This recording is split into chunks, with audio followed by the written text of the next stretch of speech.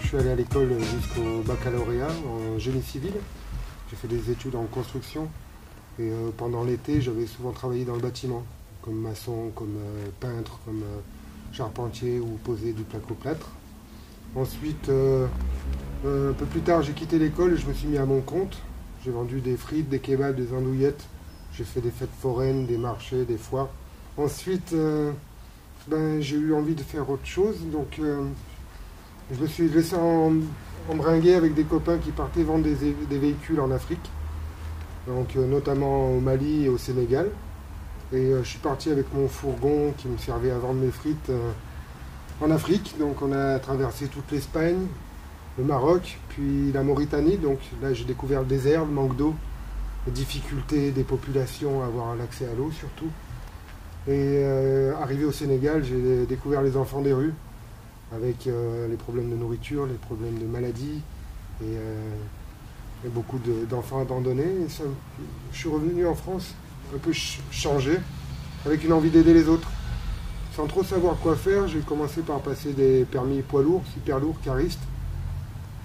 Et j'ai travaillé comme chauffeur routier en France, dans l'espoir de trouver une place dans une ONG quelconque, comme chauffeur. Et j'avais une passion aussi, un intérêt pour l'informatique. Donc j'ai passé un BTS à l'AFPA et je suis devenu administrateur en réseau informatique, donc chez Carré Blanc. Et chez eux, bon, c'est pas passé comme j'espérais. Et j'ai eu la chance de rencontrer un copain qui avait fait Bioforce et qui m'a demandé un petit peu qu'est-ce que je devenais.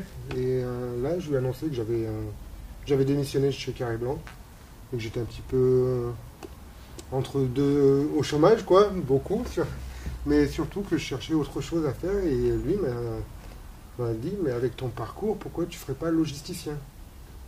Mais je ne savais pas trop ce que c'était, donc à l'époque, je suis allé voir Bioforce pour leur demander quelques informations. Et j'étais tombé sur une personne qui, en voyant mon CV qui était multidisciplinaire, disons, il m'a dit que c'était peut-être pas le meilleur endroit pour aller chercher du travail, que je ferais mieux d'aller demander dans les ONG s'ils avaient une place et s'ils avaient quelque chose à m'offrir. J'aurais pas besoin de retourner faire la formation Bioforce. Et à l'époque, donc, je fais le tour des différentes sections MSF parce que je voulais travailler pour Médecins Sans Frontières plus particulièrement. Et MSF Suisse m'a donné la chance au mois d'octobre 2006 de partir sur une urgence au Niger en malnutrition. Et ça a vraiment répondu à toutes mes attentes. Et j'ai fait logisticien administrateur, donc je me suis retrouvé sur le programme régulier. Et de là, je suis rentré en France émerveillé par ma première expérience en mission. Et j'ai poursuivi avec MSF. Et donc, comme je demandais toujours plus, j'étais disponible. Je suis reparti sur une deuxième mission régulière au Darfour. Ensuite une autre au Tchad. Ensuite une autre au Congo. Au Congo, les urgences sont arrivées avec des problèmes avec la LRE.